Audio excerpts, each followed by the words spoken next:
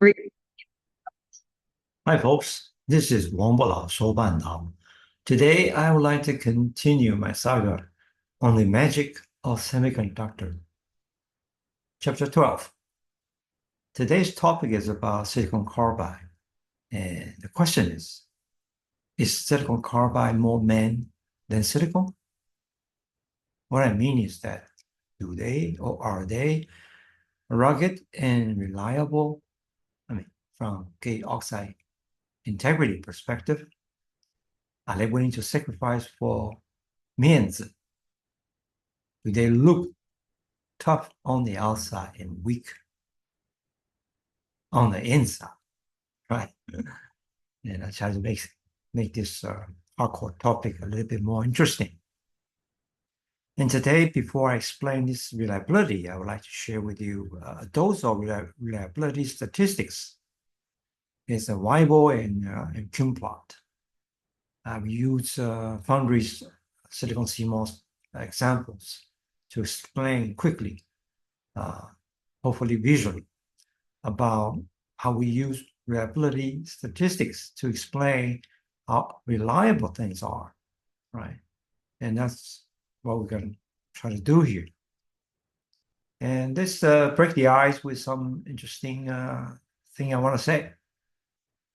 So this is 007. My question is silicon carbide the maintenance of all semiconductors? Are they truly the man, right? And for man, means it's about everything. I don't know whether you have seen The Godfather. I watched it a couple of times. It's such a great movie. And one of the things that I think that The Godfather looked for, Don Corleone, he looked for is the respect. Means, okay. The Godfather, this guy, Bonacera, came to ask for a favor to the Godfather about, somebody treat him bad, treat his family bad. Please do something. And Don says that you never wanted my friendship, and you fear to be my debt. You don't offer friendship. You don't even think to call me.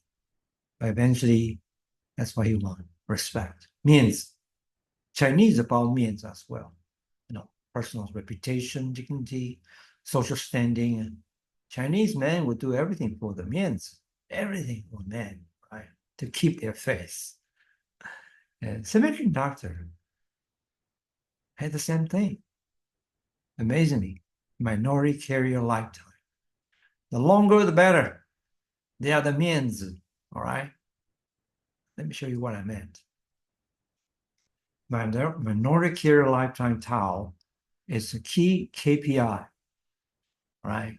It is time, how long a carrier can survive. In this case, a minority carrier in the matrix, either on the surface or in the bulk, in a very thin layer on the top, right? How long they stick around before being captured, before they recombined. And this is the most important parameter for silicon wafers, for power electron devices, and yet PV solar cell. You can imagine that in PV solar cell, that sun shine on the wafer, and that generates a lot of the carriers, and that is current. Of course, you want to stay as long as you like, as you need.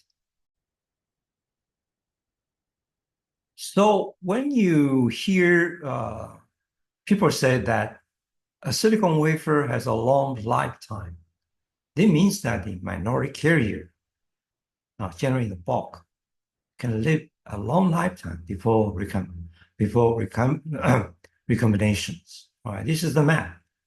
Lifetime of a silicon wafer and photoconductivity map of a silicon wafer.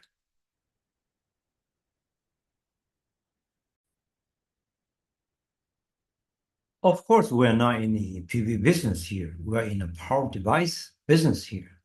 But the same concept apply to, silicon CMOS and power devices. This is all about minority carriers. The longer they stay in before they being recombined, the better. It means the quality is very high. Imagine, if you have many defects here, the quality is very poor, then your minority carrier, once it generates, will disappear quickly. Then the quality is bad. All right.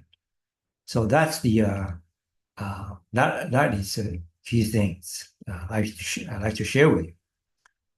And then let's look at the silicon then, right? We're done with let's look at silicon and silicon carbide. And how do you calculate the so-called effective minority carrier lifetime? There's a formula for that, right? It's a bulk, and then the thickness with the surface effects coming in. If you put two things together, for typical thickness of, say, thin layer, 2.2 micron, and the surface recombination velocity typically tend to the 1 million second, centimeter per second, pretty fast, right? And you look at this, you should have 0 degree, zero, and the moment you come out, you just, boom, disappear. But people calculated, no, you at least have this. Assume infinite, and so infinite surface recombination. You still have this formula. Now you could do that. Depends on the diffusion coefficient, all right? That part at least you have. Even you assume that everything hit the surface, be gone, right? For p-type, 0.03, this example, 0.03 centimeter thick, and diffusion coefficient for electrons, right? It's a p-type.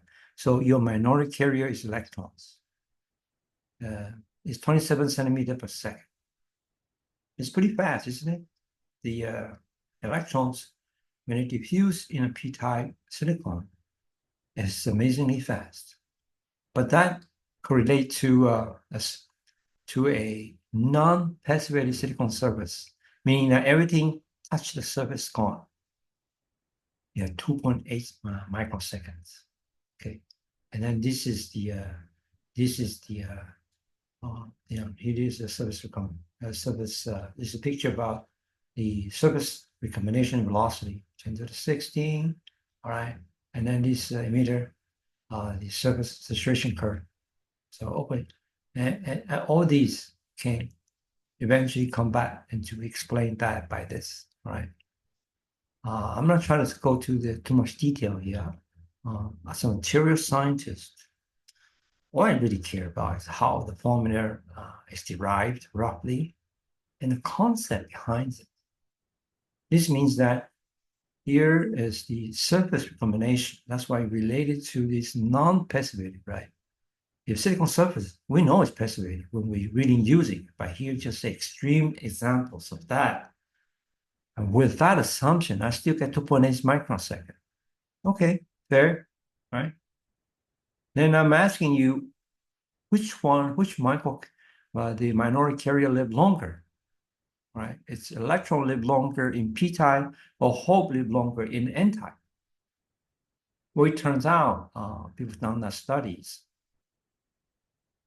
In reality, right? Actually, the previous page is the theoretical limit, the minimum, right? I'm here. The minimum is 2.8. But in reality, actually it's 40 micron. And then Ln is the average distance before it been recombined by something. It's 50 micron meters. So it's quite long. The hole, on the other hand, is only 1 micron. And then it travel very short, 1/5, 10 micron, boom, right? It's gone. And here's 40 micron, and this 1 micron means that electrons, a carrier, really survive for a long period of time before it being captured. Hole, on the other hand, hole is a funky idea, right? It's a collective motion of missing electrons. So it's a collective motion. So it's a little bit, so lifetime in this case is shorter, as you can imagine that, right? We have other talk about how hole is formed and how it move around. The base concept of hole is that it's a collective motion of one electrons missing, right? And the collective motion of electrons around that hole. It's a very interesting concept. How about then, all this talk is, I'm trying to compare silicon carbide world with silicon world. That make silicon is our baseline, and we know silicon very well. So when we have a new material study, we always use silicon as our benchmarking material. So now, okay, we got it, right? Minority carrier in silicon is 40 for electrons and then 1 for holes. Fine. So the question the automaker is going to ask is, what about silicon carbide? Well, it turns out it's pretty bad. Okay. And if you lower the doping, previously it's 1E18. Here is 1E18. So, but if you go to lower the doping, the minority carrier increases because the dopant will kind of capture it, right? Imagine the p-type is there's a hole here, there's a natural hole here. Electron could go be recombined with it. Even it's a fixed hole, right? But it still got a lot of chance to be recombined. So the lower the doping, the longer the lifetime. And here is the doping concentration on to the left, smaller and smaller, and then your lifetime going to increase. And this almost linear. And so if we use that and compare this data I could find, right? The doping for N15, I mean E15 for both. This means that it's undoped, pretty much. Because natural doping in a silicon or silicon carbide 15 is kind of reasonable. Below, actually 15 cannot see anymore. It's very hard to see when you have E15 centimeter cube, the kind of dopant in any machine, right? Any surface contamination analysis is almost impossible to see. So it's this called undoped dopant. Then the minority carrier for holes, it's 200 micron, amazing. And holes in silicon, N-type silicon carbide, right? Because that's what we're interested in, all right? 0.1 micron. Oh my God, right? This is amazingly low.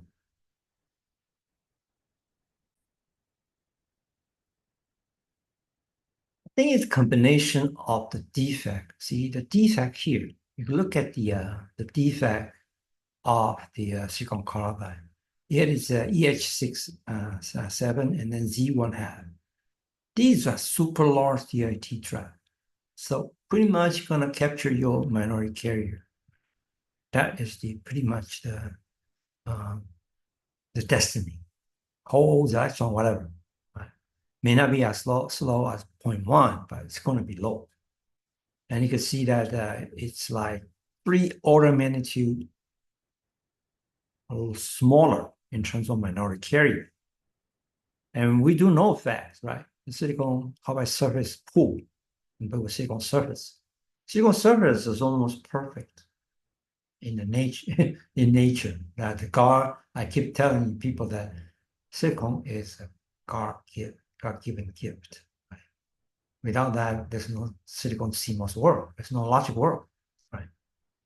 And so, with that, the conclusion is that the silicon carbide the lifetime is much poorer. There's no question about it. Okay.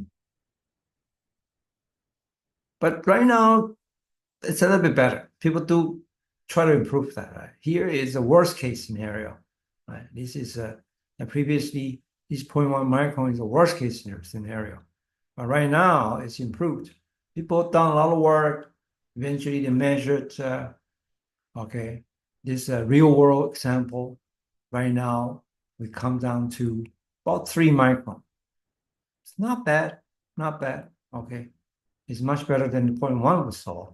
Now it's a little bit better. Okay, so this make a power device possible. Without that, it's almost impossible to do. Okay, and a heads up. Heads up. Silicon is very easy to passivate, and silicon carbide, on the other hand, we talk about how to passivate the Z1 half, right? And thermal anneal is okay, but you need to go to 1500 C. It's kind of hard, right? It's kind of hard. And the idea is that it's Z1 half is a carbon vacancy. So you need to add some carbon interstitials to neutralize it. It's easier said than done, right? That's why you implant this thing stuff, right? You implant something to fill it up. But that's not an easy thing to do. And you do implant, you do high temperature anneal, you try to inject everything to, some people say you burn the cluster off, right? This Z1 halves there forming a cluster because of carbon, silicon carbide, carbon doing something there, vacancy there, right? A vacancy cluster. Might as well blast it off. Well, bottom line is this HBM compatible? Such a high temperature usually is not, right? This is difficult, okay? That's just a heads up. And you finally, you come down, at the end of the day, you come down with a DIT spectrum comparison. And you can see that silicon and silicon carbide and silicon oxide world is born with 6 E12, E2, before E13, mid E12. That's born with it. But it drops easily to E10 after passivation. And when you look at the silicon carbide world, first of all, is the polytype. There's many different types of silicon carbide. You have a different type of DIT. Depends on the EV side as a 0 and all the way to the EC. And you can see the cluster here, right? All kinds of defect here. It's well, it's not too high. It's the same about, but it's a mid. You could claim it's a mid E12 to E12, right? E12 to E13. So what's the big deal? The big deal is that this is still ideal world, right? This one can passivate easily to E10, and this cannot. Right? You cannot passivate this easily because it's a stubborn E1 hat cluster or E6H, right? E6H, that type of defect. And all these defects everywhere is because there's an elemental defect there. The silicon has a vacancy there. They have a Z1 hat. And silicon carbide has a defect there because the carbon is not is not sitting right. This is the elemental defect. And silicon oxide is not an elemental defect. There's no defect in silicon inside.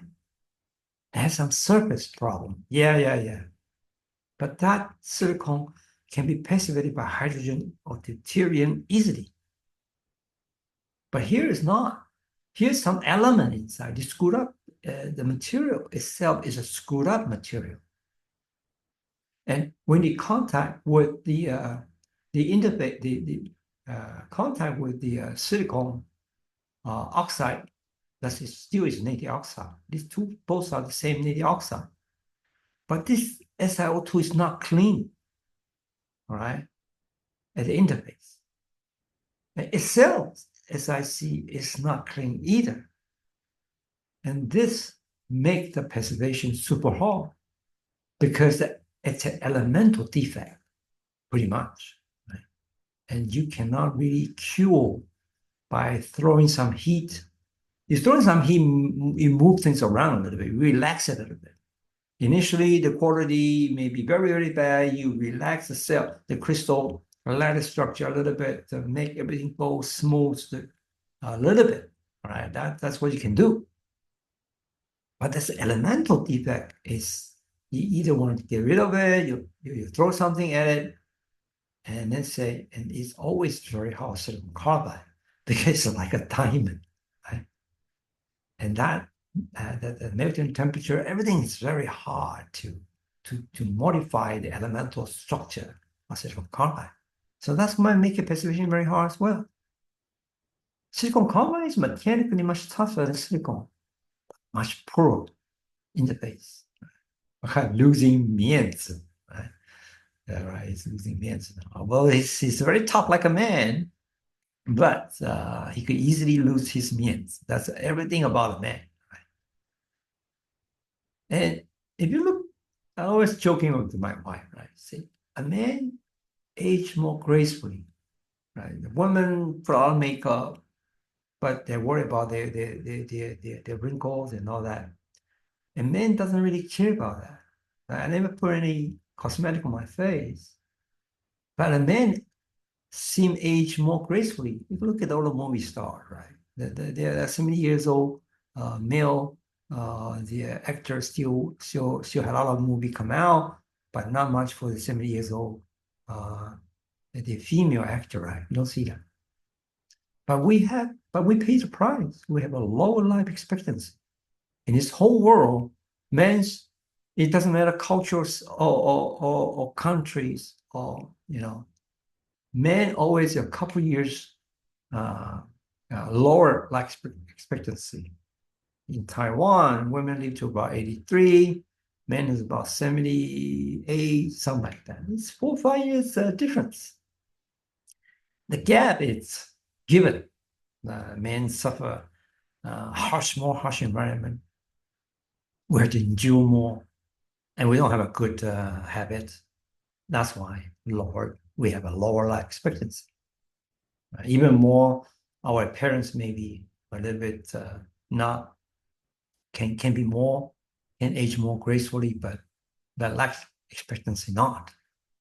So that's one compare with silicon carbide. This to me look like a man. It hardens like a right, like a diamond, right? It's very hard, very tough. And chemical rate resistance, more than resistance than silicon, right? And it's being asked to be a rugged and reliable person. So what about silicon carbide versus silicon then? Compared with a man versus a woman. And so that's what our topic is. The ruggedness and reliability of silicon carbide power devices. Let's do a very quick summary, very quick summary. This is what we see, which I'm going to explain this graph in much more detail later. This is the time GDDB results plot in a specific statistical model. It's called failure distribution. And then you can see that. Oh, here's very nice. Has a nice slope. And here has a big tail. This is bad. This is intrinsic failure and this is extrinsic failure. And I'll explain that later. I'll just give a quick heads up. More detail to go. Silicon CMOS is like this. There's no tail. Right? Silicon CMOS is the only intrinsic failure and it's fixable. I can improve this. It's good. But silicon carbide, it has a very significant, failure tails, and it's difficult to remove them. We improved already, but it's not, right? And this is I want you to keep this picture in mind. I want to go back to explain this picture in more details. Before I do that, I want to introduce some of the a summary of silicon CMOS reliability and statistics in a very quick and hopefully easy manner for you to digest. If you look at the aging of silicon CMOS, it's, as I explained in the last video, has many defects, wow, it's, this all defect here, I think it's all horrible. Well, how can you have so many defects still survive? You have the hot channel injection, you have the negative bias temperature and stability issue from the interface trap, you have oxide trap, this could be the PBTI, all these, right? Location of defect here, the corner here, interface here, bulk here, everywhere. And all these aging process are from the defect around us, around the interface. And has been fixed, by the way. No problem. All this being fixed. Because this defect, you could dig a hole and find out there's a defect on your ground, but it's just easy to fix. That's the bottom line. They are very easy to fix. And then because intrinsically silicon has very high quality in itself, has no impurity inside.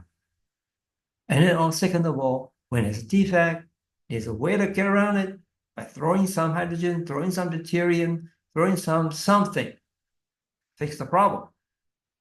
It's not an easy thing, but people figure out. So the bottom line is this system, silicon, SiO2, hafnium oxide. This is the POR of high-K metal gate, right? Well studied and tamed. It turns out that the IL, which is SiO2 here, this IL is SiO2, okay? The IMG process.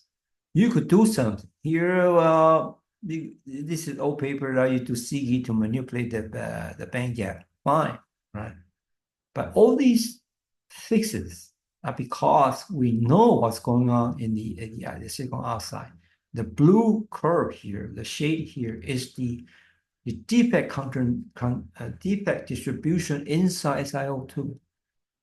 If you know how to manipulate, if you know where the enemies are, then you can make your minority carrier, which is your carrier, can run through this channel, okay, here, run through the channel without being perturbed by the defect in the SiO2. Also, of course, they are defect in the hafnium oxide as well. They are all well studied. We don't know how to get around it. So minority carrier in the system has been taken care of much better. Okay. If you look at it, this is the one of the most comprehensive picture I have seen, so I'll share with you, right? So the IL-SiO2, high-K, and okay, this is high-K IL system that we know of right now. It's a planar structure, but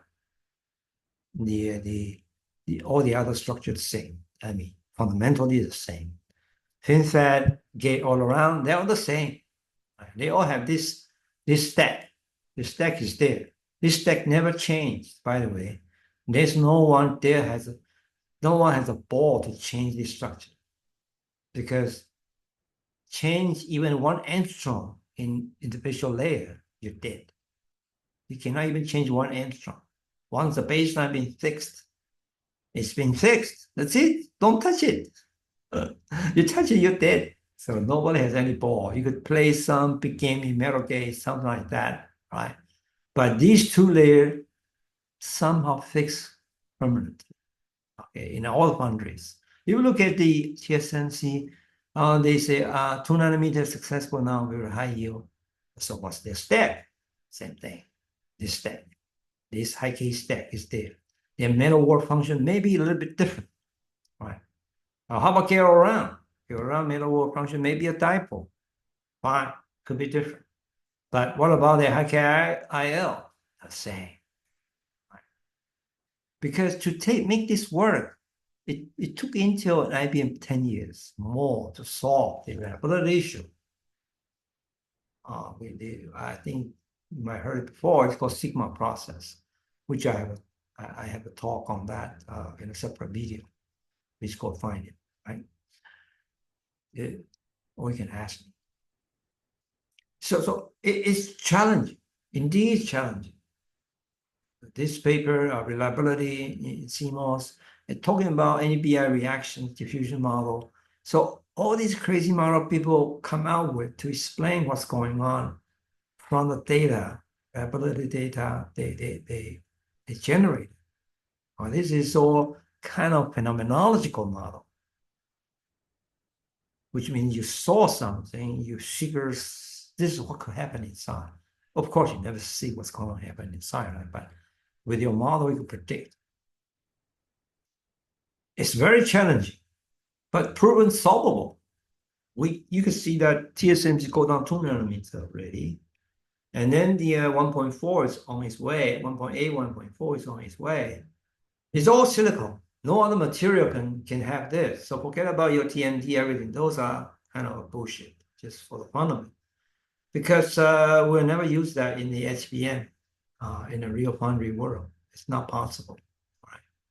Silicon gonna run all the way to the end of the world. Forget about all the other interface. They just don't have this kind of interface, okay? Forget it.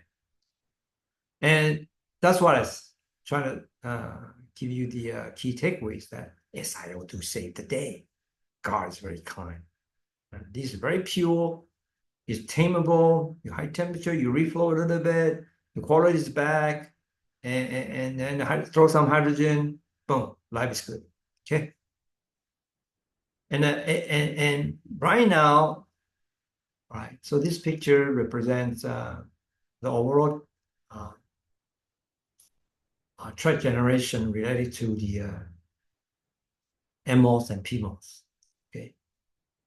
And in silicon world, this is dominant. This is okay, not too bad. PBTI. Nobody really worried about it. It's naturally good. This is kind of naturally bad because it has a, and this is a problem. The DIT at the interface is the problem. And this is our whole response point. And so what do you mean by silicon CMOS reliability versus silicon carbide? Silicon carbide does not, they have a defect, but do they, request the same thing? What do you request? What do you want from silicon CMOS? And what do you want from silicon carbide? They have actually a very different request. I'll show you later. For silicon CMOS, the aging gracefully means that the aging is from the shifting of VT.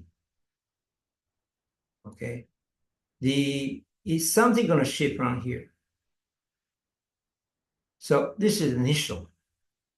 It could shift, or it could shift and broaden.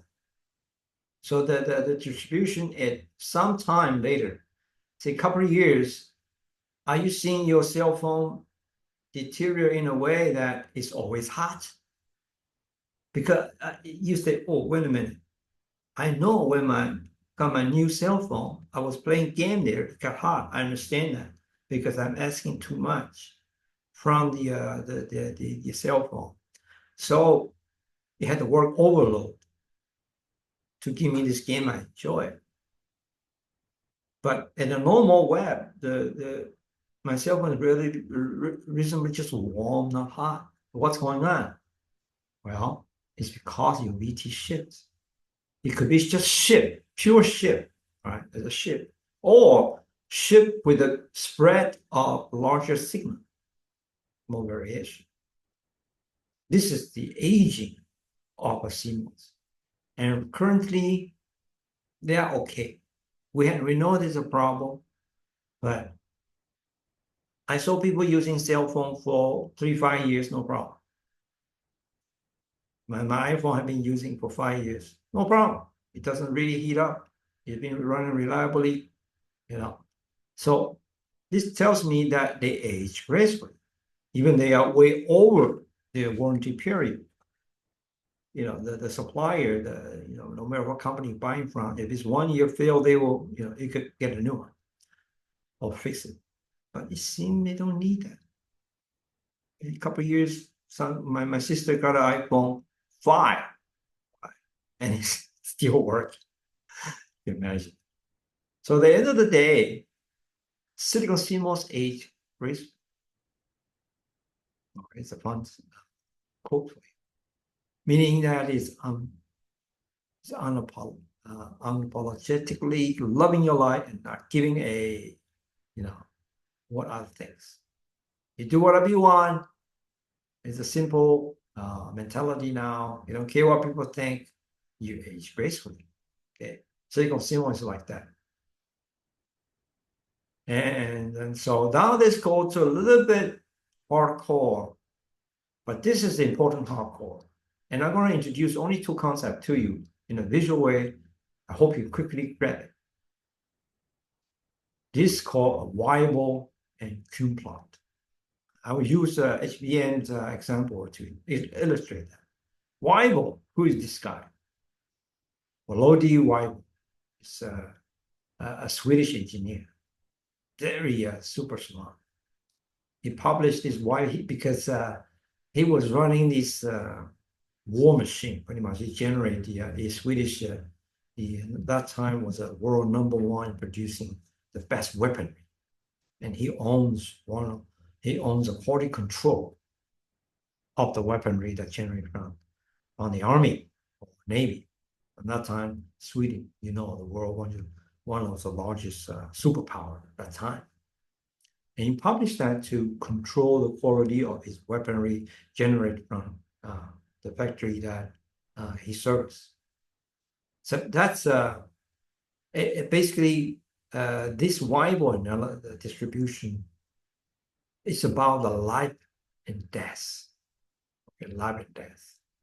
That's parts, right? How reliable you are. If it's not reliable, you throw it away. Okay. And this one, right now, people use to study all kinds of reliability related. Right? The fatigue of material, rupture in solid, bearings, that's what originally was used for. Because that's what the machine, the missile, the car generated. These are all about that. But right now, people use that to analyze the life and death of something. This was contribution. He generated a function. And this function called probability density function, or PDF. It's not a PDF we're talking about while printing our textbook, some like PDF form. No, it's not that. It's a probability density function or distribution function. And it has this weird exponential power and then linear form together with a beta and eta. Pretty much what he thinks that all the product come out of factory has this called beta. This is observed failure rate. It's a beta, which means that they fail very early. This part, very early. A lot of failure in the right beginning for various funny reasons. This is called early infant mortality, like a baby just get birth. The mother gave birth to an infant and it died, in a short period of time. It's early infant mortality. And then your service, it runs smoothly, okay? And then you start to wear out, gradually wear out, wear and tear come in, and then eventually things gonna die. It's in the life, right? And he thinks this beta can be represented by 3 curves, which is early infant mortality curve, and this is a wear out failure curve and a constant random curve. The 3 combined can be shared by one equation with different regions. That is beauty of it. In statistics, once you generate this probability density function, the PDF or PMF, it's a math function. Everything else done. All system statistical information like the average or lifespan, whatever, everything are derivative from this function. Every important statistical information we want to extract from the data are fit by this equation are done. And in reliability, we use the so-called Cum-plot, cumulative fraction, because this is what we care about. You say, wait a minute, why don't you care about this? Yeah, we do care about that, all right? all your horses. We took care about that. But actually, we have no way of carrying on this, but to do something dramatic. This infant mortality is a big problem. Yes, we know that. But I cannot deal with it in a way that can be solved process. I could deal with it later. Let me give you a perfect example of that. Okay. This is, we know it's super important for sure. This is the infant mortality case. Samsung in 2016 come up with Note 7. And we know that story, right? The battery explode in within 1 month. And this is the infant mortality that I was talking about. Boom, it's dead. In this equation, it means that beta is less than 1. Right? And this is the curve. It has very high infant mortality. That's what's observed. And somehow, Samsung did a good job in removing this issue. So they pay a hefty price, $5.4 billion, my friend. And that's how hard it is. But in our world of normal operation, once we use burn-in, we use some, later we'll talk about, we use some called burn-in process to weed out the bad, this one kind of weed out by burn-in. We take care of it. What we left is this curve, this curve. And of course, this is given. You cannot change that. It's a random failure. Random failure is a failure we can only reduce but cannot eliminate 100%. So we're going to focus on wear out failures. And how do we do that? So, and here the beauty of the Weibull is that he figured I just use one equation. I could fit any curve that I want with different beta. So that's why beta is called a shape factor. Different shade, that's how simple it is, right? The beta is 0, it's a straight line, all right? And beta is greater than 1 if then it's not constant. I forget about this, just focus on this one. It's something terrible is wrong, systematic. This is called systematic error, which I explain later. And beta, the larger the beta, the sharper the slope. Okay, you can see that this previously silicon carbide example, beta 5.4, meaning that it's a very sharp distribution. Okay, so meaning that they fail at a narrow range of time, which is good, not bad. We just want to make this time a little bit longer, right? Make beta 0 a little bit longer to push the curve to the right. That's what we want. But things we want to find out since this is a curve, this is a linear curve on this log scale. It is a linear curve, right? And that's normal. That's good. That's called intrinsic failure. But you mentioned extrinsic failure. What you call it systematic error. What do you mean by that? What I mean by that is that if you plot a Cum-plot versus a parameter in this VT distribution, you're supposed to get one straight line, one constant, one curve, right? One beta. And then you have a kink. It go with a different slope. This is called a Cum-plot, right? This is a Cum-plot. And I'll explain later what Cum-plot is. It's a cumulative failure up to a certain time, or this one, a certain VT. And this is it reviews the hidden demon, systematic error, because in this size, the normal wear and tear, and somehow you have another different type of wear and tear again. It's still wear and tear, but different type, meaning that you say, oh, wait a minute, I thought there's only one demon inside, but now it's not. How's that work? It's called cumulative distribution function, CDF. we use this one to find out what's wrong with the system. And I would like to explain a few slides on the cumulative distributions. Let's assume there's a dice.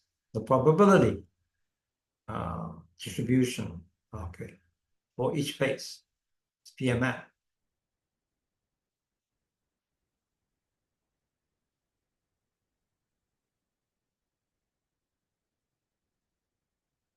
Or each phase is called probability mass function because it's discrete.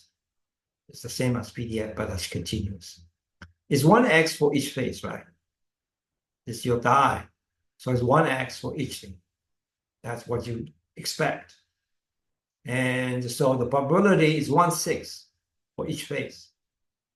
And then the cumulative CDF is the sum of preceding PMF. So CDF3 is 1 plus 2 plus 3. So if you plot it, so CDF2 is the sum of first plus the second. So it's step up, step up, step up, step up, step up to finally 1. If everything is random, everything has the same probability, and you got a straight line with one slope. There's only one slope because PMF is 1/16. They are all random process, right? So this is all fine. But what happened if someone is cheating using a fake dice? Suppose you got a fake dice, throw the dice that don't have 3 and 4, have only 1, 2, 5, 6. Right? Somebody put a lead inside, whatever. There's no 3 and 4, only 1, 2, 5, 6. So the PMF for 0 is 0 for 3 and 4, but it will be 0.25, 1/4 for the other things. This is a hypothetical cheating dice. Then if you plot CDF of the cheating dice, you will find out you have a different slope now. You go flat here, a change of slope. I call it a kink. This is what happened here. You initially go up here, you go to a different slope. There's a cheating dice here. It's no longer something you know previously. There are some hidden demon inside, a systematic error that's inside this. Okay, and in the process world, we found that all the time. In this most famous case from Karen Kuhn, one of my old boss in Intel, she had a wonderful paper published here. I strongly encourage you to read it. Okay, she showed a picture of systematic error. See that the data, I'm talking about the within wafer uniformity or something, parameters, the VD shift. It was nicely going should go this way, but no, it has a kink going this way. And this means that it has something else going on. And that's a systematic error that a process engineer should figure out and remove it. I call it cheating heart, right? It's a systematic error known as a kink. And you look at the foundry, now you kind of eyeballing now. So I want you to develop an eyeballing capability. That's what the material science as a process engineer such as I am should be equipped with. You need to eyeball data and roughly know what's going on inside the chip. That's a capability you need to cultivate. If you read these people's presentation, you have no idea what it's talking about, you're doomed, right? You should be able to figure out after this class. So you see here, the VD distribution, this is what we saw previously, right? It has a kink. And you look at this right-hand side curve. This is the global foundry that published the data. I say, oh, is that the, this is, oh no, I'm sorry. This is, this should be TSMC data. They said that, oh, I have a 16 nanometer FinFET, and then this is 20 nanometer SoC. This is 20 nanometer technology, and this is the 16 nanometer FinFET data. And you can see that, right? That the process, this one matching very well, this one a little bit kinkier. See that? It's a kinkier because the slope changed. It's a shift, minor shift. That's big enough. Okay. And this he's comparing two process. And then so at 20 SLC, it's this black one is not as good as 16. Actually, FinFET is better than 20 nanometer, which is still plain. First of all, the slope is larger, sharper. See the red one, the red line. Both are straight line, by the way. See that? But in A case, red line is better because of the sharper distribution, has a larger slope. And then the B, not only it has a sharper distribution, but the black square has a change of slope here, meaning that there's something going on that you need to fix. So you need to cultivate this process, the vision, your eyeballing on the Cum-plot. And the Cum-plot meaning that the one I mentioned before, the CDF, that is something going on, something is cheating inside, you see a change of slope. Okay. So how does a foundry differentiate systematic and random errors? That's what you need to find out. Where did the kink come from? And again, my old boss, Kevin Kuhn, in one of his presentations, say here, if it's random, this is especially talk about within die, within a wafer, and wafer to wafer. These are what HVM is about. HVM meaning high volume manufacturing. In your lab, in a university lab, you don't have this problem. You don't care about the distribution, right? You want to find a die that test on the test vehicle that's working, and then you study that this work well, then you publish paper. So all you care about is one of the good die that come out on experiment. But you cannot do that for the high volume manufacturing. Every die directly should be all working as spec says. No matter it's dry current, off current, reliability, they have to be all passing the spec. Especially the important thing to make that happen, you have a very uniform, so within die, within wafer, and wafer to wafer. All these things have to be solved. If all are random, then the all are random, then everything the same in terms of the normalized. But systematic error meaning that, oh no, it could be within the die. Maybe one side is very the circuit density is very dense compared with the non-dense the density, not the it designs some of the area may not have a dense channel there. Could happen. And one wafer could be the center of the wafer behave different from the edge of the wafer. That could happen. Or do you have the wafer to wafer for the dispatch even run in the same machine? Somehow something happened that the next batch had a different result. This happened all in the real world. And these, if they have very different distributions, then this is a systematic error. You need to solve this problem, right? If it's not uniform, tell me why it's not uniform. Why the center of the wafer is much worse or better than the edge of the wafer.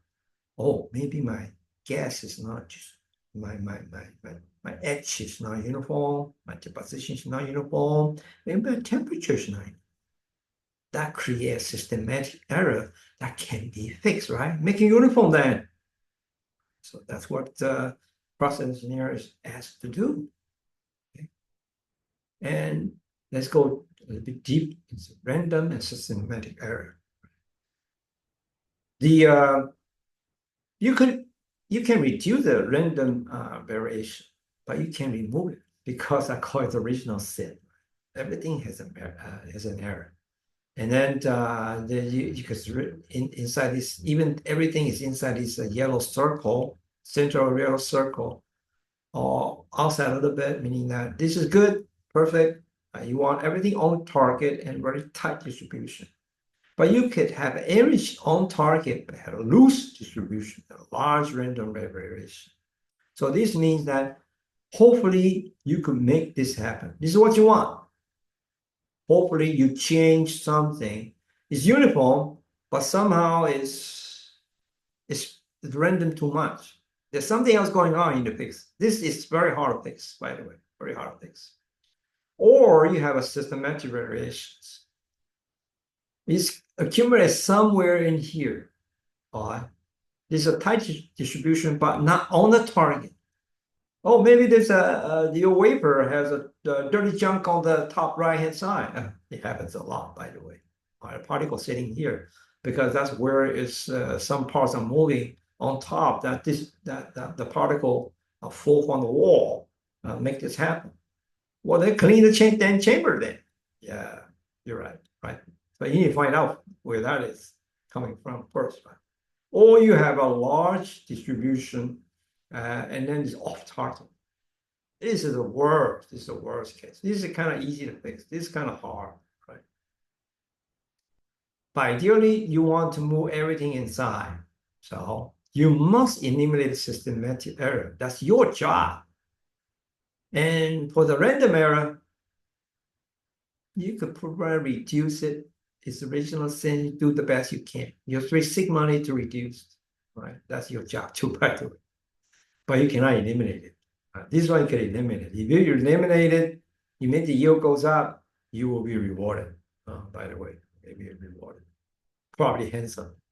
I remember one of my TSMC friends who solved this big problem of yield, because he figured out how to solve that. He's awarded half of the house. Okay.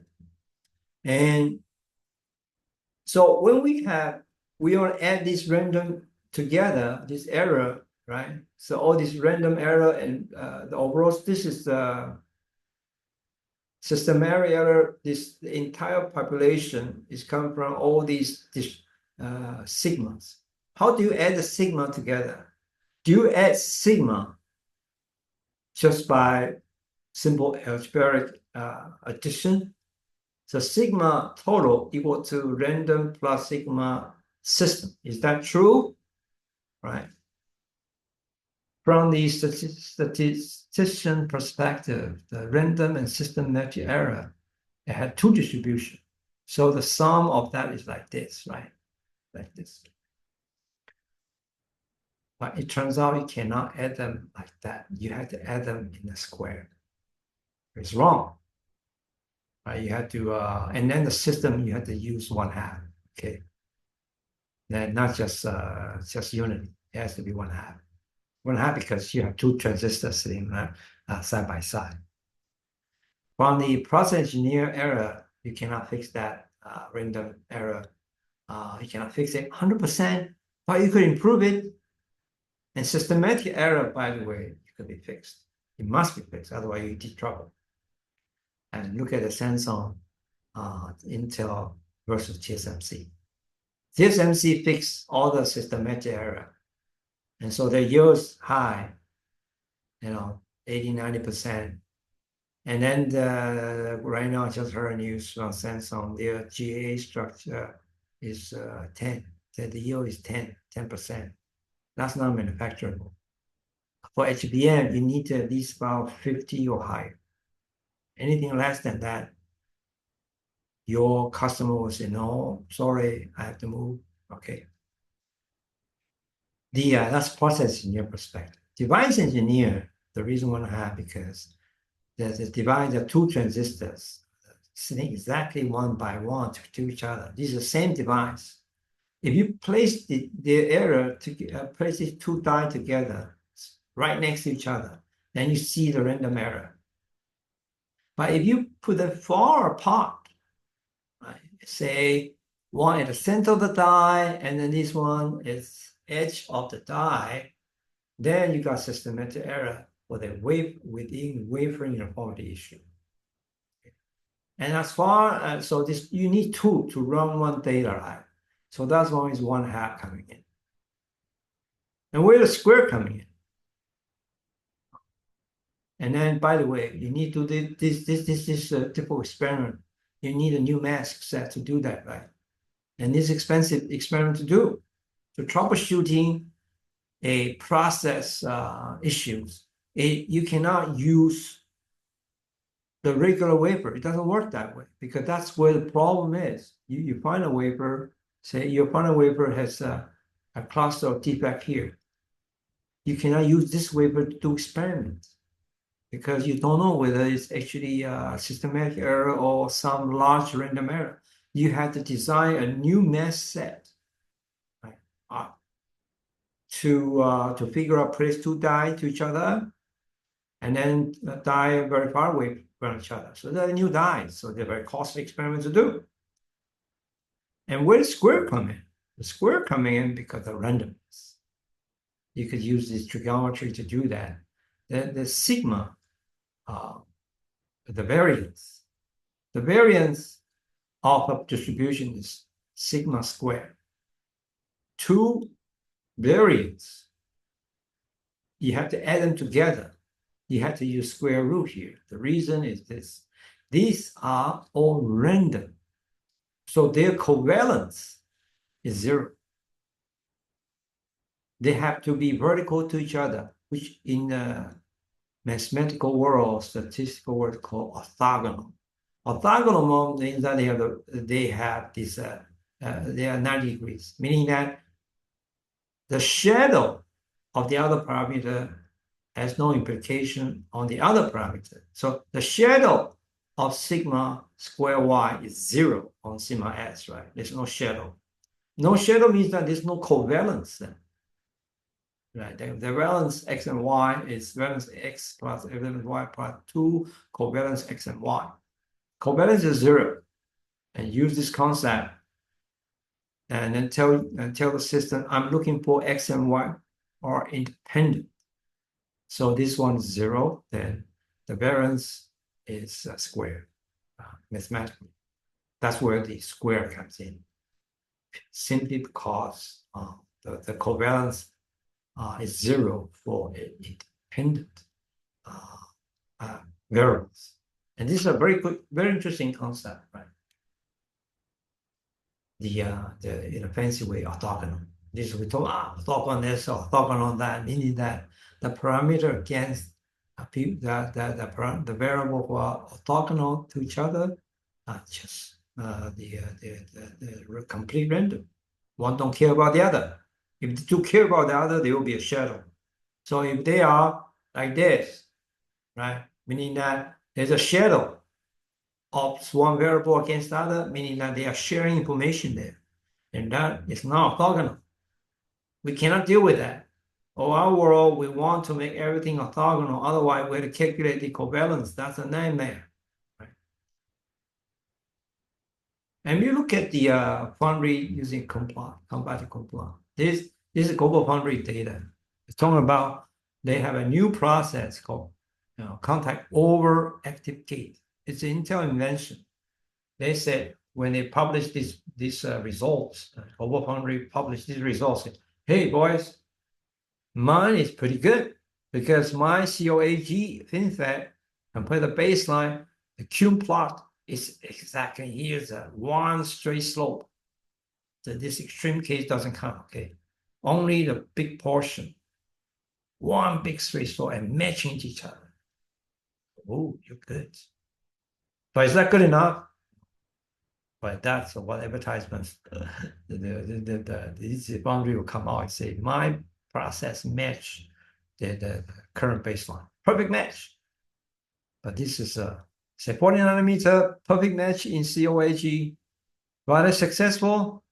No. They fail in other specs. Qualcomm initially want to order device from them, but they cannot produce. So Qualcomm has to ask Samsung to help them out for things. And Qualcomm say, okay, I'm forget about 14, I'm going to work on 7. What happened? They failed again. So they dropped that race forever. Okay, that's how the Cum-plot can determine they're successful in this parameter, but they may not successful in the other parameter.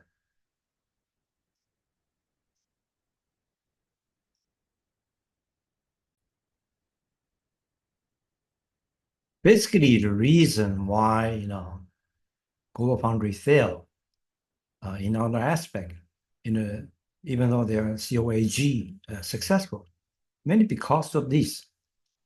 Usually, it's because the BT requests by customers are not being met. This is a 7-nanometer typical PDK process design kit. This is what customer wants. Say, I want your MFET and PFET with the following distribution are shown in this graph. These 4 colors. The red one is a super low BT, and then the black one, the green one is RBT, regular BT, low BT, super low BT, and SRAM. And these are the leakage and the slope all I want with the corresponding saturation current. For SLBT, it has the highest leakage, right? Highest leakage.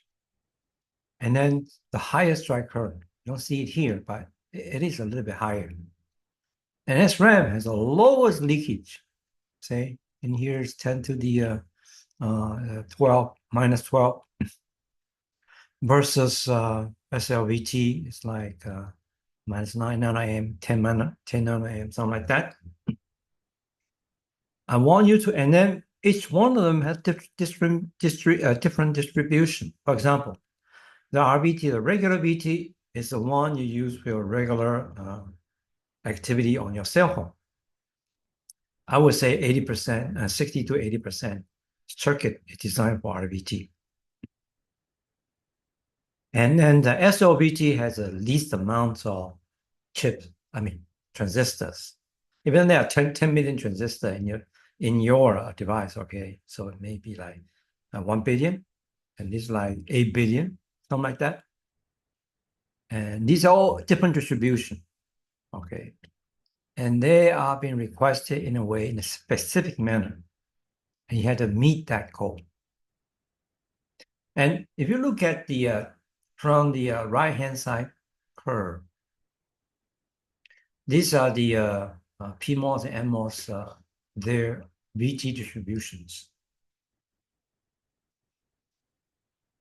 And each one of them had different range, different amounts.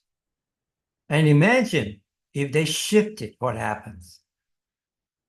So when the aging happens, then if it did not age gracefully, then RVT might migrate to LVT, and then all LVT migrate to SLVT for no reason. And you can see the range of that is pretty narrow.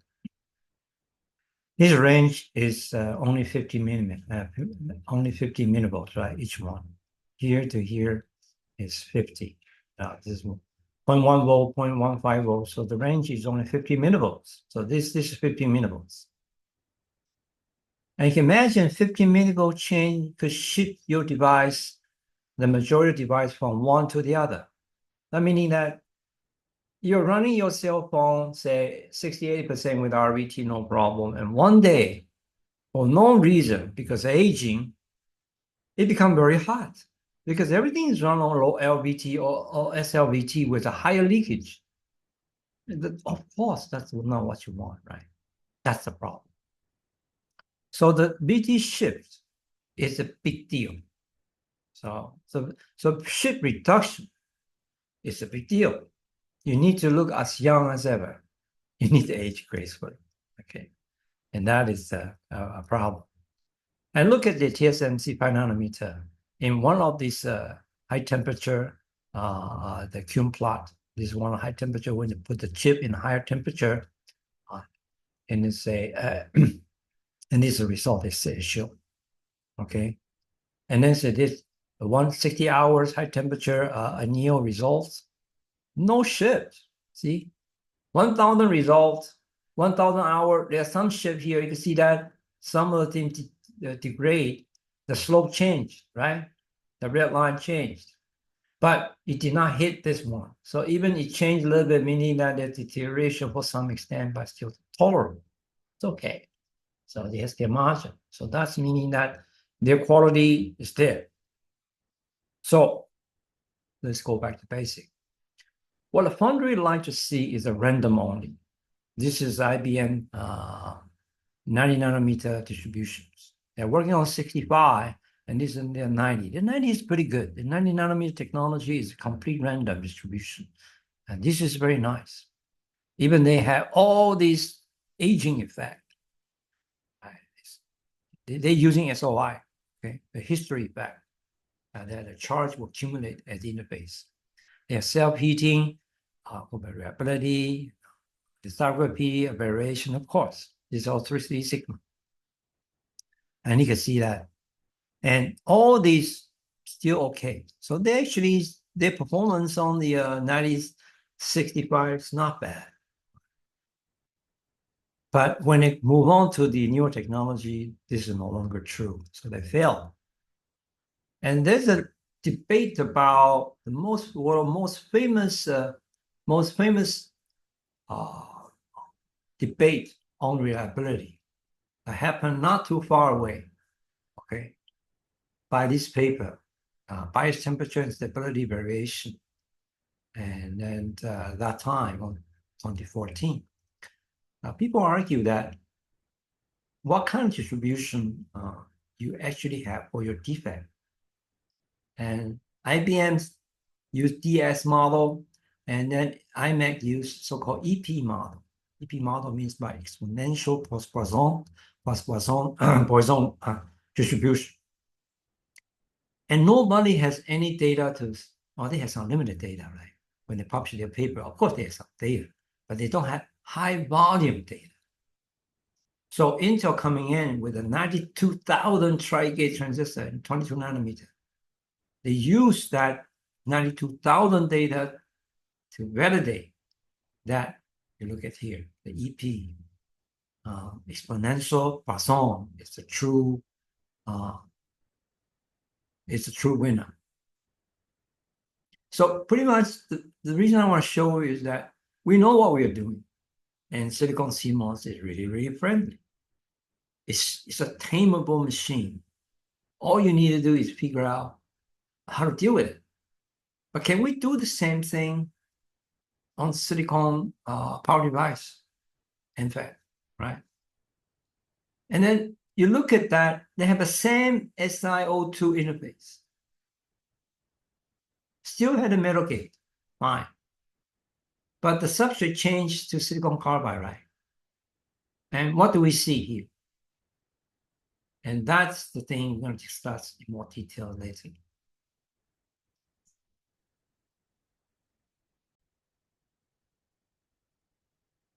The bend bending is the same. I mean, from the look on the outside, the same, right? So what are the major differences then? My conclusion is that SiC look tough on the outside, weak on the inside. The tough on the outside because they have a larger band gap, right? They could withstand larger voltage breakdown, much larger voltage breakdown. That's what's useful. And silicon carbide power devices, that's what it has to do to withstand tougher environment. So he's the man. He's the man. But they're native oxides here. And then the interface trap is 10 to 100 times higher DIT versus silicon and SiO2, right? And it just can't be passivated, as I explained earlier, because they are elemental defects, causing 90% of mobility reduction. That's what you can see.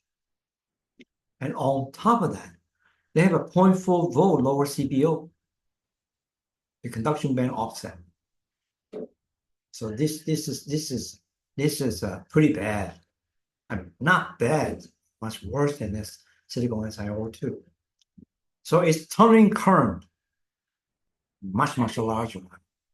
That's horrible. Under the same E field. So this is what I meant by the top on the outside. Right? It's a very high bending depth, so as they could withstand high breakdown voltage. But it's weak on the inside. They have a very weak native oxide. DIT is super high, can't passivate it, and then you lost 90% of mobility. And you have a lower CBO, conduction band offset. And that means that your tunneling current will be much higher than the same E field. So there's a weakness inside. That's what I mean. Isn't this a portrait of a man, right? And so let's go back a little bit. Let's talk about the power device reliability. The power device reliability is different from the silicon. Silicon world, we keep saying that the age very gracefully, right? They age very gracefully, and then so there's no problem. Stay slowly. But if you look at the reliability of a power device, it failed abruptly. If you look at this, for a power device, in this case, it's gallium nitride, and then it run very nicely, and then suddenly it has huge failure because something go on. It has the suddenly you have a current collapse. The resistance go up like crazy. So they don't age gracefully. So you need to have a new architecture to solve that problem.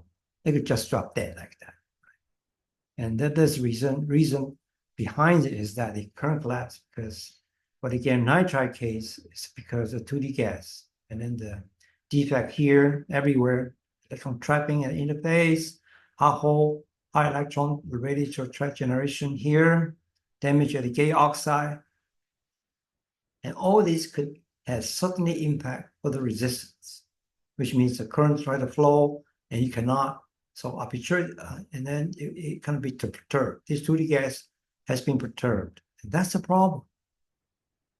And in here, it has related to the gate oxide, hot channel injections. As the damage of the oxide has been observed. And hot channel carrier injection happen in silicon world as well. What I meant is that when electron is accelerated by the drain voltage, and so it starts with slow speed and going here with high speed. And high speed eventually reaching a way it has high enough and create collision, and it will generate the electron holes. And something nearby, the oxide nearby, will be damaged. This is what this means, damaging the gate edge. Same thing to silicon world.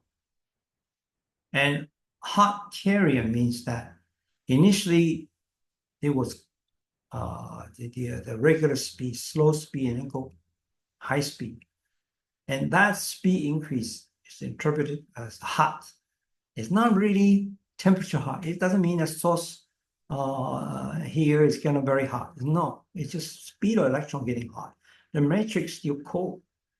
And this has changed a little bit in the power devices. And then it will go so bad, you have the avalanche. It's called drain avalanche hot carrier. You create such an electron hole here, create a big leakage here. That's an avalanche. Boom, your device killed. So if you see, it's a field induced. This is a field induced problem. And for the and what we mentioned earlier, this problem has been solved by the silicon world. So there's no problem here. We play a lot of doping game here, and we reduce the VDD. That solved the problem. And silicon power device, they are required to endure harsh environment. They are asked to be rugged and reliable. And they need to act like a real man. Sorry, that's what they're asked for. So how they fail? So what do you mean by rugged? Well, a ruggedness of silicon devices. Under short circuit conditions, something in your power device, they always a certain event that tends to make the circuit short, make the overall circuit short circuit.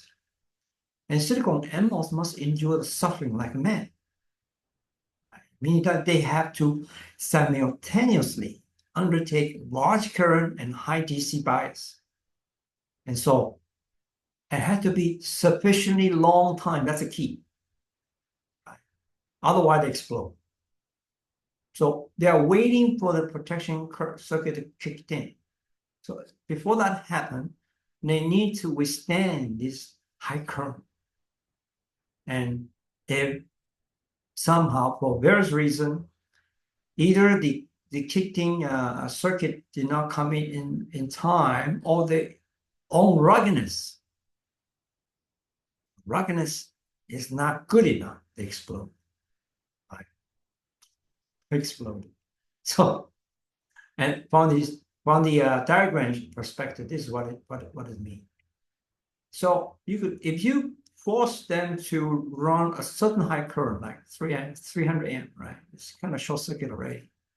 And then intent here is, say, under 8 micron, they will go busted. Current go to 0.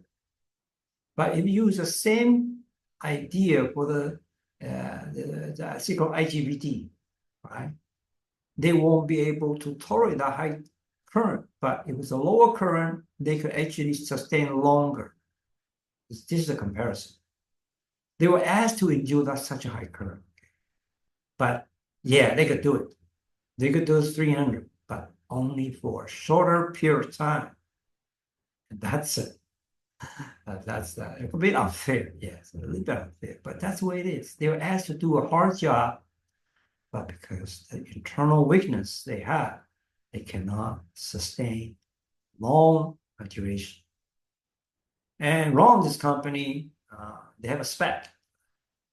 Silicon MOSFET, Pico Mary has a smaller R-on times area. When they scale down, when it's new generation, they have to make device smaller, because then they could everything when you scale down, then everything benefit come with it, scale up. But this has a problem. It resulting in short circuit tolerance less, because it's a thermal failure mode. It's a thermal runaway problem. For example, in 1200 volts second generation MOSFET, this is ROM TO247. The short circuit endurance time is 10 micron at 700 volts. And this example is for this one is the say 250 here, 7-8 micron. But for this one is a real commercial product, ROM TO247. The spec says they could put up 10 microseconds. 10 microseconds is 700 VDD, meaning that the company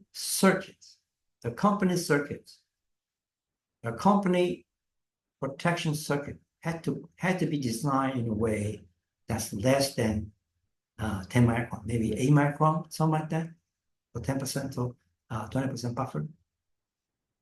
And this is for second generation. But when it moved to a higher generation, third generation, well, they have to reduce that. These become less. The short circuit endurance time decreased to 5 micron, half, because you have a smaller R-on times area. The device is smaller now, so the amount, the duration of the endurance time reduced as a result. So from the endurance perspective, their reliability actually get worse by scaling. I would call this silicon carbide that has a short fuse in temper. It's just like most men, because what happened is the thermal runaway. Thermal runaway happened this way. It's a original thing, because the power loss, which is just current times the R-on, right? The power loss, I square R, is what it's designed for. You want to say, hey, silicon carbide newer and newer generation, I want to put up you to put a higher voltage power. That's what it's designed for. And then what happened is that it got smaller and smaller, and then your junction heat up because the current has flows through a junction. A junction has the highest resistance, and the junction resistance is the strong function of temperature. It's a square law, meaning that it's been amplified a lot, and it's a positive function, which means the higher temperature, the higher the R-on. That's not what you want. The reason should be, hopefully inverse of temperature, or at least constant. No, that's not true. That's not the case. In silicon world, they are not as bad. Okay? They change a little bit, but they are not as bad, right? Because they have very high resistance. Very high doping in the source and drain, and thus are weak functional temperatures. And here you have very strong functional temperatures. And at the end of the day, your junction has to cool down. And it depends how fast you can cool the device, right? And so if you don't cool fast enough, and at a certain temperature in here, it becomes a runaway, right? And this runaway, when you temperature over that, then there's no going back. Then you're just gonna collapse. The whole thing will run away, that burn. So that's what this is about. It exploded because of thermal runaway problem. So that's a problem. And then okay, why this happens at all? What happened? Why you thermal runaway? And look at this picture. This cross section is nice. This is the silicon carbide devices. And you can see that it's pretty complex. When it's failed, you can see that you have the aluminum as a gate material as your source and gate, and then your dielectric and polysilicon gate, and then your channel region. And you can see that, first of all, SiC quality is not good. See, that's not that good. Okay. Second of all, it will crack here. You have multiple stacks. The high temperature coming from the thermal runaway, because it has a very high thermal stress. The higher temperature, the lattice mismatch of this material, aluminum is kind of pliable, soft. Dielectric is very brittle, poly in between. All this step.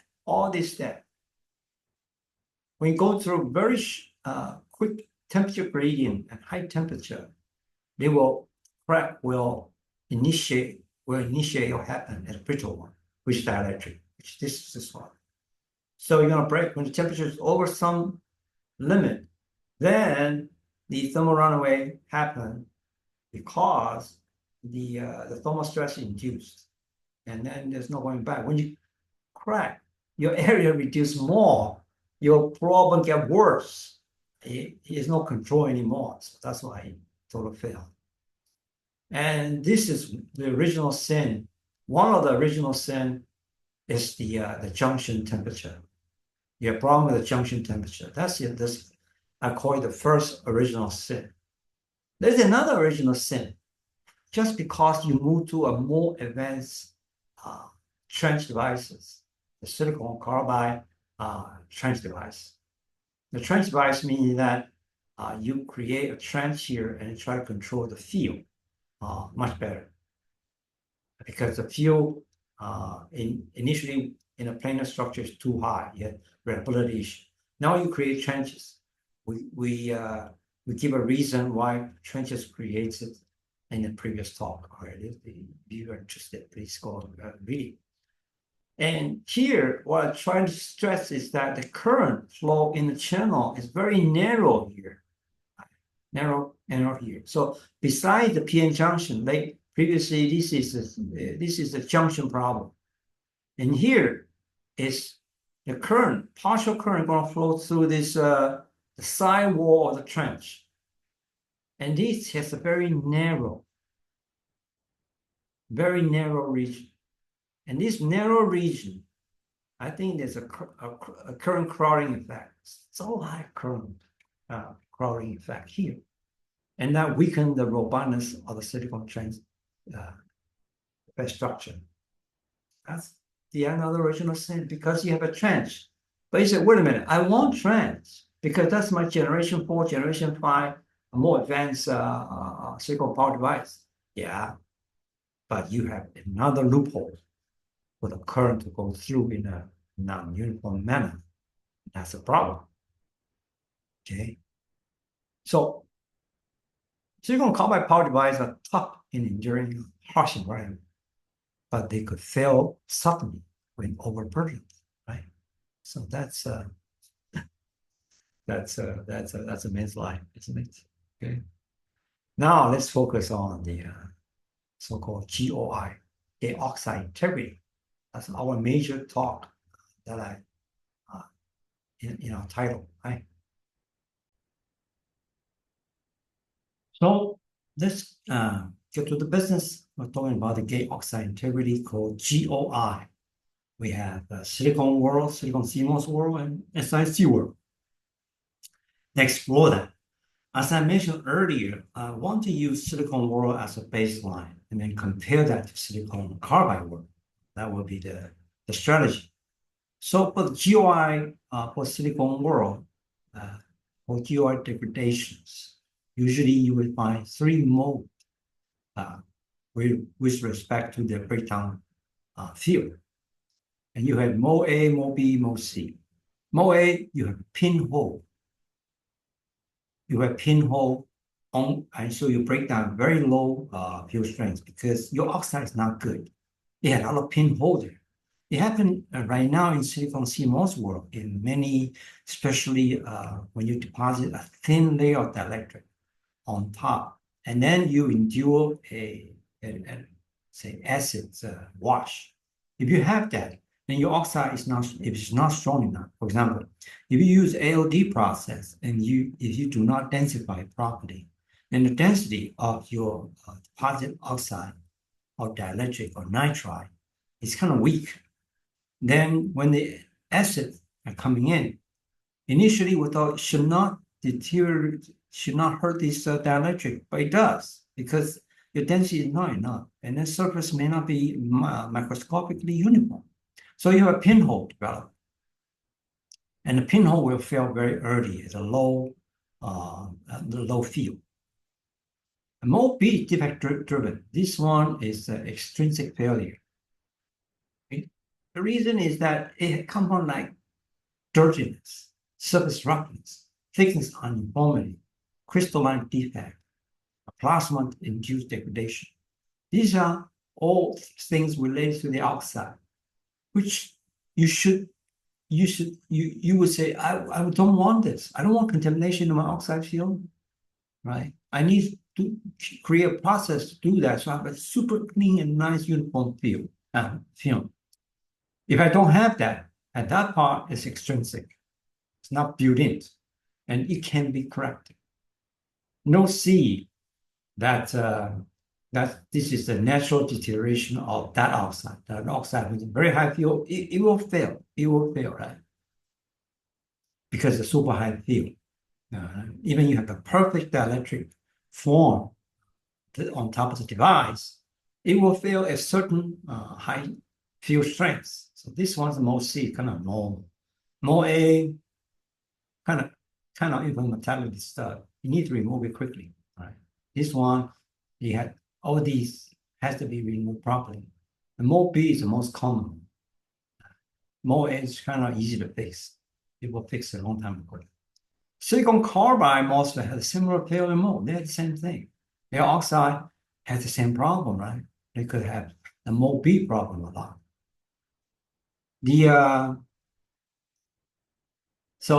And then from the randomness perspective, the randomness for mode A and for A and C.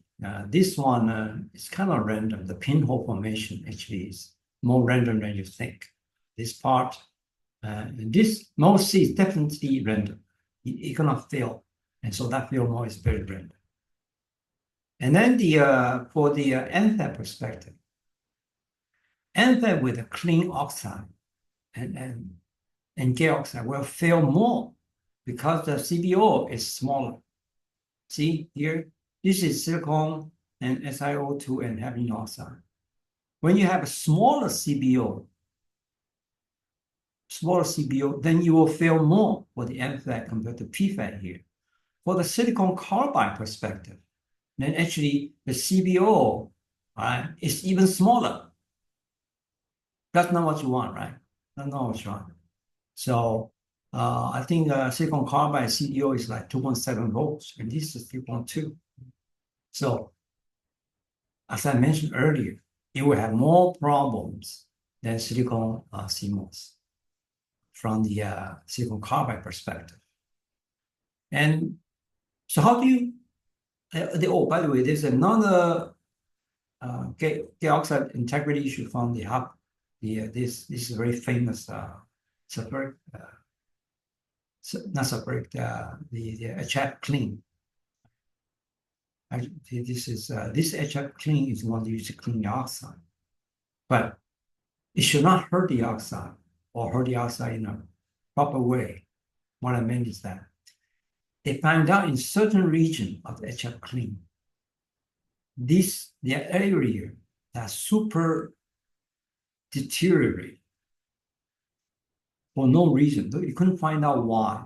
It turns out that what happened is that in this area, somehow the oxide is not good enough.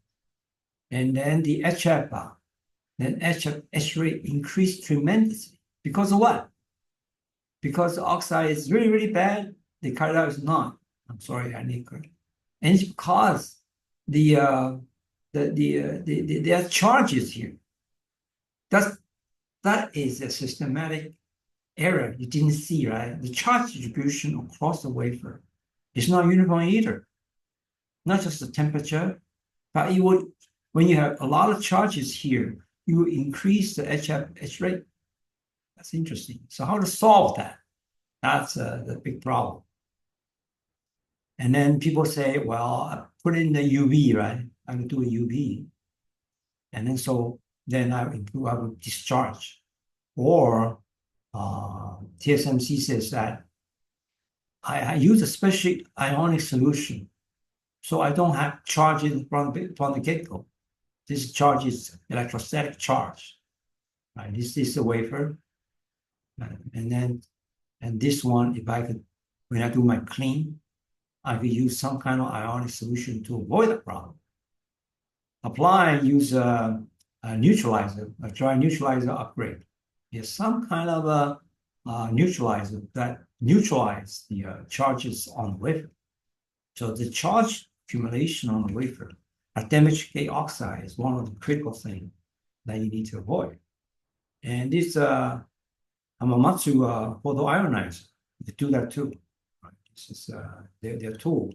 They will spew out kind of the ionizer, just like in your home, some of the home equipped with the ionizer. So it makes you feel better.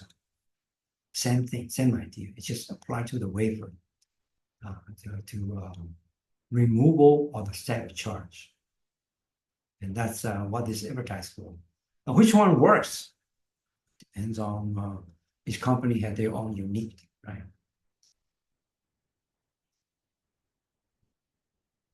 Since we mentioned here, the other one for the gate oxide integrity is for the SOI world. They found out the channel, the silicon becomes super thin, and then these ultra thin SOI. So the channel silicon, not oxide, becomes super thin because of process. And then eventually they solve it by putting a little bit more silicon here. So when later on they will oxide a little bit, still fine. And it would take 2 years to solve a problem. It's 2 years to solve a problem. So H too thin, is that a big problem? We mean the oxide is too thick. Is that a problem? Well, it turns out it is a problem. And look at here. This is a typical ultra thin SOI here. Okay. It's H too thin here.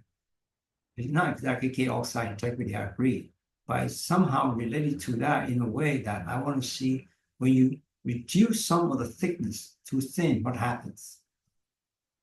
This is the channel thickness silicon here, and it is a high K here. Somehow, if it is too thin, for any reason, it's too thin, or barrier oxide non-uniform, it indirectly makes silicon too thin, like here. Then you have a huge problem. This is a problem that limits the scaling of ultra-thin SOI. Nobody had done any advance more than 20 nanometer. This is the ultimate bottleneck here. Because here you cannot dope it properly. And then so the resistance here is very high. So pretty much your channel is kind of useless if you cannot solve this too thin problem. Here you have all these make it too thin for various reasons, then you have a problem. So it's related to ultra thin silicon on insulator. So this problem, not directly to our topic, but I want you to appreciate that when you reduce some thickness, then the problem comes out. So this is not silicon CMOS we see today. This is only applicable to SOI technology, which does not scale well at all because it's from it cannot scale to more than 20 nanometers. Samsung will be working on 18 nanometer forever, and I don't see any big announcement from them, right? So it's not as successful. And some of this process learning can be applied to silicon carbide. So what I mentioned, all these process learnings, something to thin, something quality not good, and silicon will solve that problem, then those learning can be applied to silicon carbide world. So we're talking about silicon carbide MOSFET GOI for ruggedness, and to be tough like a man. And here is what we mentioned at the beginning of the talk about this failure distributions, right? And you can see that the slope here is pretty nice, 5.4, but we have a long tail. Okay, and then to create this graph, this is called the cumulative failure fractions. It's a proportion of device fail. Say, for example, you have 100 DUT device under test. When it's 10 failed by a certain time here, for example. So this is at this time, you keep stress this device, and you stress to the time and until you see the failure.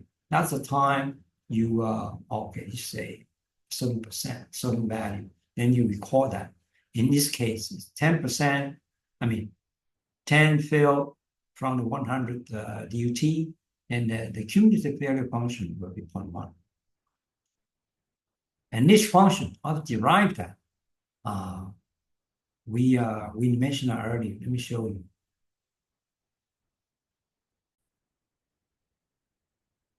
This function is coming from this reliability functions. So it's just a simple take a log. It's a simple arithmetic derivation to come up with this value. Okay, so this pretty much the derivation is straightforward.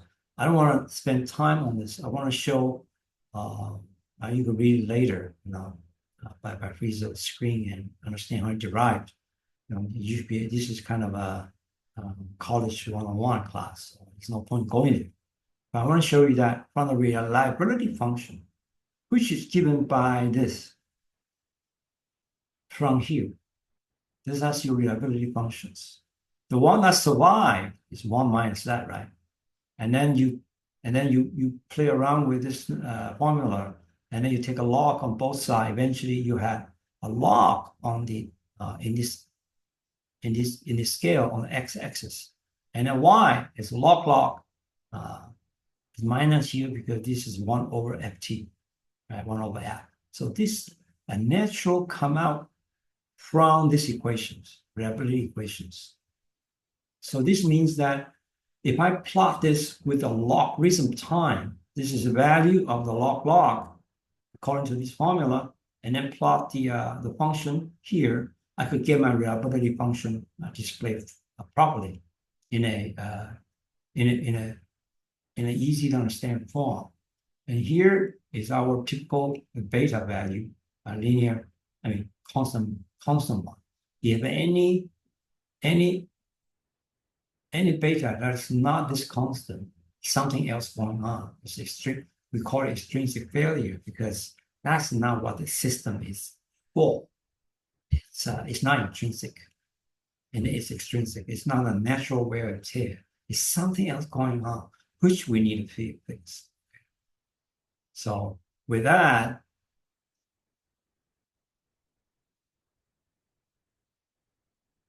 we have this curve, and then when you want how to construct this curve is very simple. You just pretty much at a certain time, how many up to then has filled. You document that and plot it with a logarithmic scale. And here is a linear scale with a log. Okay, so it's to do it properly. These days they have a lot of software to do that. So you just put a number in directly, they will plot it for you. And then your job is to look at the curve in a way that is there any non-constant beta occur in your graph? If it's one straight line, you're happy. If it's something else, like especially silicon carbide world, a lot of tail, this part you need to repair. And silicon carbide, they suffer a lot of incrementality issue because they have a poor interface, incoming low quality, especially this one. Their quality is not good because when you come in, you never know exactly the quality of silicon carbide. Because right now the world is trying to produce the highest quality possible, but still there's a lot of quality issue there. Fundamentally, as I explained in my other talk, silicon carbide epitaxy, because it's manufactured in ultra high temperature, 25 degrees Celsius. And then the crucible itself is graphite, a lot of impurity when it's so high. And that's where the defect comes in. Sometimes it's not forming the crystalline structure you want. You want 3C, give you 4H or 4H or 6H, right? All this could happen.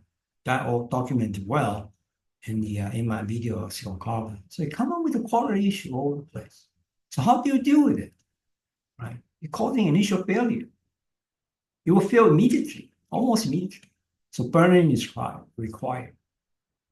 But how do you do a burn-in? Well, that's what each device vendor will have their own secret sauce. Okay? And that's the problem. And if you don't do it properly, as I mentioned earlier here, if you don't do a good burn-in, you will have the same problem on the Samsung Note 7. You burn out and you cost you $5 billion. So if you look at the commercial available, this is the ROM. They publish it. My device now, I don't have the infant mortality issue, right? Because I did something. I have a solid burn-in strategy to weed out poor devices from the get-go. But of course, that's a cost. You do that, if you say you generate 10 devices and you have to scrap 2 at the very beginning of burn-in, then you lost 20%. And they have improving their oxide process. They didn't say why, but they said they improve in preservations. So they're pretty good. So right now, they're look at the curve here. Remember, this is the CDF they use, and then they're comparing with the matrix they use is the charge density, Coulomb per centimeter cube square, and then they use this called constant current stress time dependent electric breakdown, CCS TDDB. TDDB is the one that you use to check the quality of oxide. You put a stress there, constant voltage or constant current, and try to crack it. And you can see that, of course, at a lower temperature, you crack it at a higher QPD, but the higher temperature, you crack it at a lower QPD. And this is a level same to the silicon IGBT.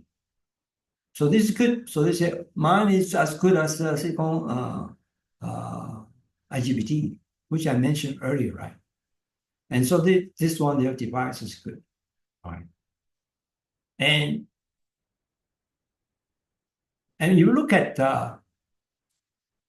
people did a review on this electric failure. They say, oh, avalanche, short circuit. We put a lot of time on a short circuit, and then that's the you can see the mechanism.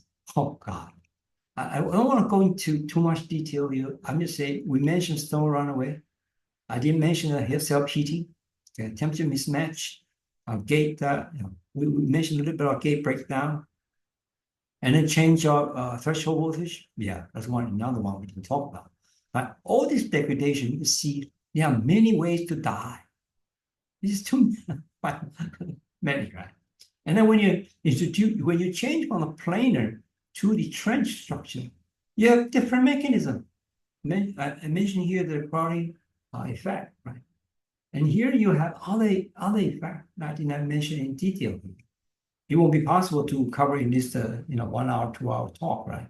But here, people summarize, you can see that, wow, you change the structure and you change so many different mechanisms. This did not happen in silicon world, right? Silicon world in the planar to FinFET actually rapidly increased. Amazingly, increased, not decreased. And here you decrease like crazy, right? We mentioned that as well.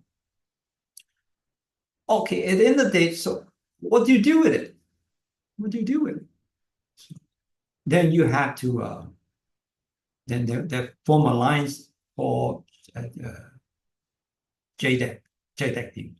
So you go to industry and you find out, so what is the guideline, mister? What is the guideline?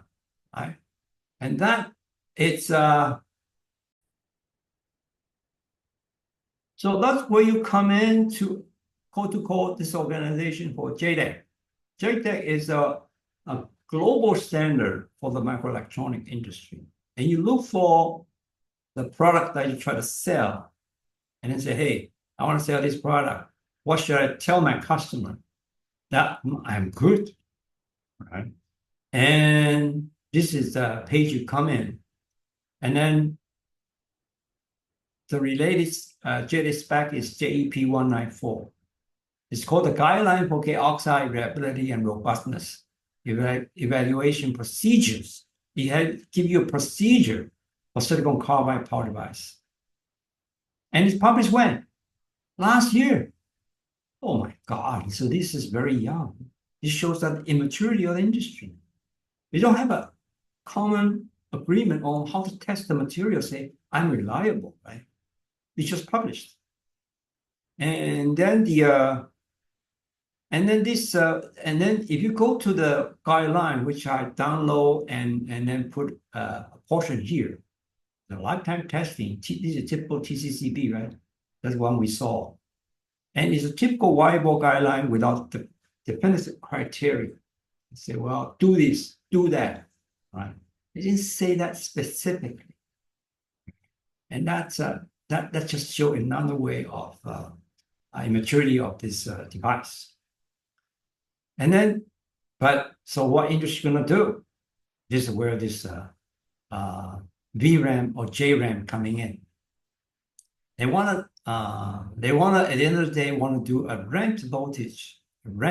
So gradually ramp up the voltage until it fail, ramp up the current, the VRAM oxide breakdown. And then that's the one they're going to show. This one show a typical from this tech company, typical how they do the experiment, and then they will show their customers, right? Yeah.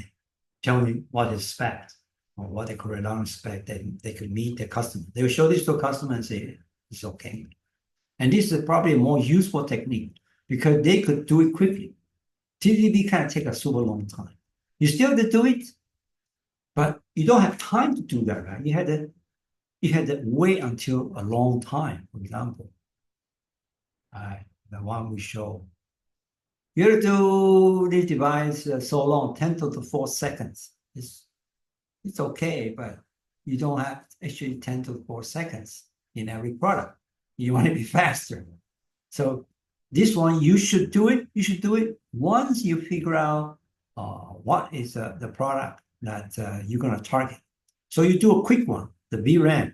This is VRAM or JRAM, current ramping. This is voltage ramping, very common. And you immediately know. You don't need to wait 10,000 seconds to find out, right? And then with lots of statistics, many wafers, many dies. Here you don't have to. You just go measure one of the die and then you test it immediately. You say, what's roughly the quality of my gate outside, right? That's what you can do. So that's what industry is doing now. It's not perfect, but the best they can do.